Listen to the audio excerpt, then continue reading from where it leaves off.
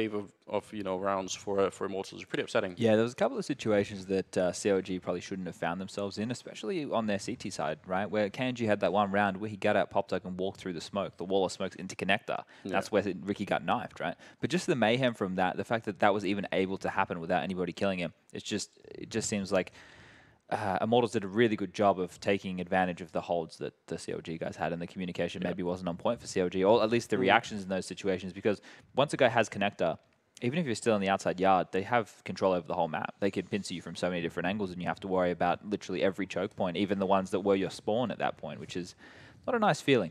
What can CLG take from this then? You mentioned maybe a questionable sort of defensive setup. They're struggling a lot on pistols, against pistols a lot as well. We've seen in the last best of 3. Better in this game than the last. But yeah, over the course of this week, converting the 3-0 from winning a pistol round hasn't been a strong suit for them.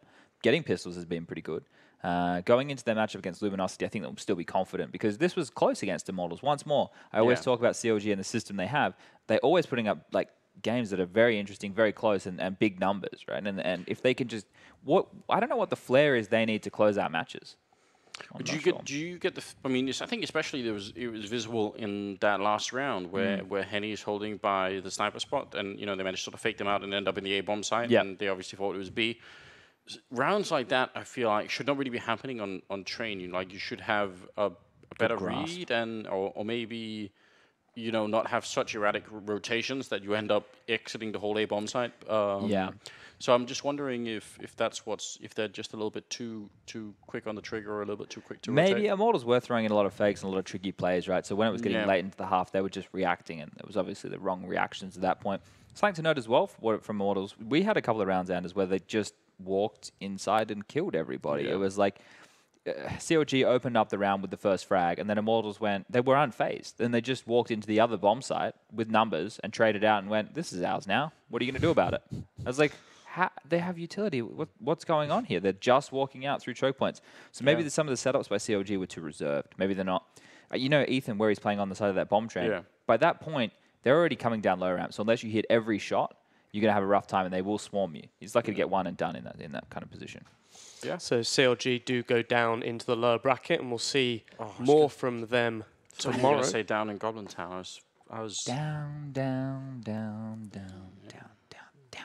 Exactly. Goblin Town. To Goblin Town.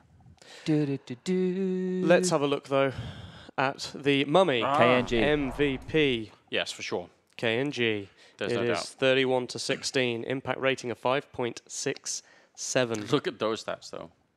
Retake post plant. Yeah. 8. That's impressive. And trade kills and opening kills as well is huge. So he was not only opening up the bomb sites or trading off the back of his teammates, he was also winning them the retake and post plant situation. So those are the rounds that you want to be, or those are the frags you want to be getting, right? Yeah. It's not that he's not like padded his stats with exit frags or maybe multi frags once the trades have already happened, which means he has like a lucky position. He's happening before and after the bomb's going down. That's where he's having the most impact. So good to see. Cool. Any final thoughts on this our second best of threes of the playoffs before we cut to a break? I just want to say that 2-0s are the way to go. Yeah. Very true. Yeah, for those of you at home who do not know, we are actually in Europe. So what time is it now? Someone tweeted at me and said, hey, Sponge, can you let me upstairs? Sorry, dude. No. Yeah, come right by. I can't. Yeah, so it's 1 a.m. here. So that's why these guys are wishing for No, 2 I nils. wish for But actually, Counter-Strike. That's what I was just going to say. Actually, on a serious note, we just want to see good games of CS, right, Anders?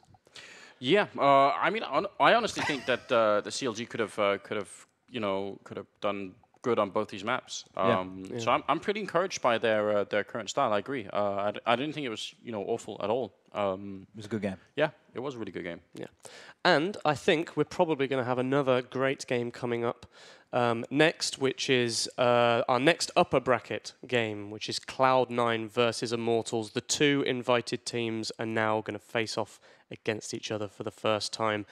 It's not one to miss. So come back very soon. Thank you very much, guys. And yeah, we'll be back. Peace.